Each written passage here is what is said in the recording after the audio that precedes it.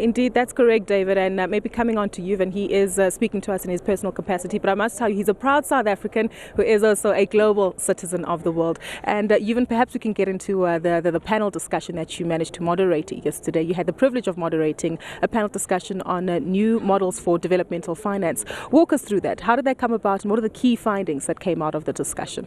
Gugu, thank you.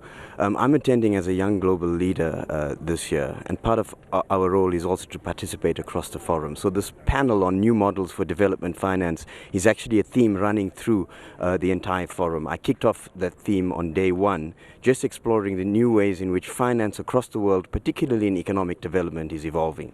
And here are some of the big themes. There's an acknowledgement that as economic power, as growth shifts from north to south, from west to east, the winds of change regarding both particularly development aid is changing in the world.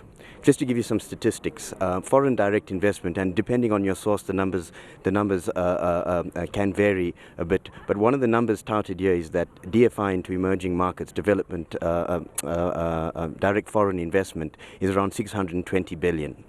Aligned to that is development aid into emerging markets runs around about north of 100 billion. But remittances, as an example, is north of 300 billion. So part of the discussion is that emerging markets have incredible workforces around the world funneling money back into the continent. So the new themes is how do we harness these to change the dialogue of development finance to say there are other sources and they need to work together. So that's point one. The second point is the emergence of the BRIC countries as donors, moving from the status of recipients to the journey of becoming donors themselves. And so there's also acknowledgement of that changing nature of it as the world evolves. The net is that the nature of economic development and finance is changing in the world regarding who is able to drive what investment. And so that was the theme of how this evolved. Just on that, Seuvin, how does that perhaps translate into positive economic growth for a lot of the BRICS nations? We know that, the US and the UK is picking up, but unfortunately we're taking a little bit longer to come out of the woods just yet. So what would it take for us to reach sustainable levels of positive economic growth? Look, that's probably the gist, of one of the big themes coming out of this forum. And I think one of the big messages here, and the beauty and magic that happens here, is that it's one of the few places in the world in which the public sector, the private sector, and civil society can come together. So one answer is that the solution does not lie in any particular sector, but across the sectors. How do we translate that into particular action? And so I think a big theme that I've enjoyed discussing across the sectors is that of risk sharing.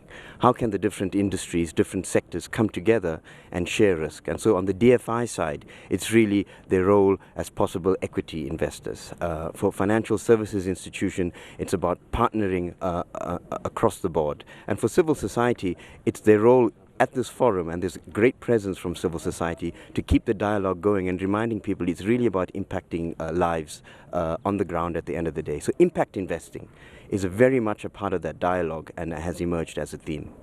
You're a young global leader. You also spent about 10 years in Boston, but you're proudly South African at that. What do you make perhaps of the Pan-Africanist movement that we're seeing? Just yesterday we heard some analysts saying that an investment into South Africa is investment for Africa, and likewise when it takes place in another country. Is this a positive shift that we're seeing perhaps, that the lines that divide the states are slowly being erased?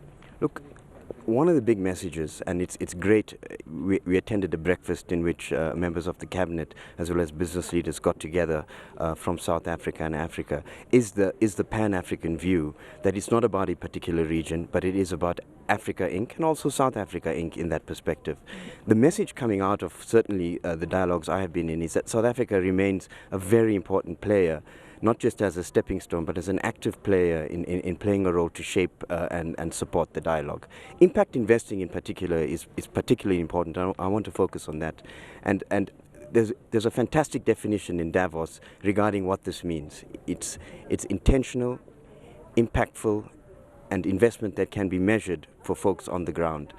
And the use of technology has sprung to the fore regarding how that is making an impact on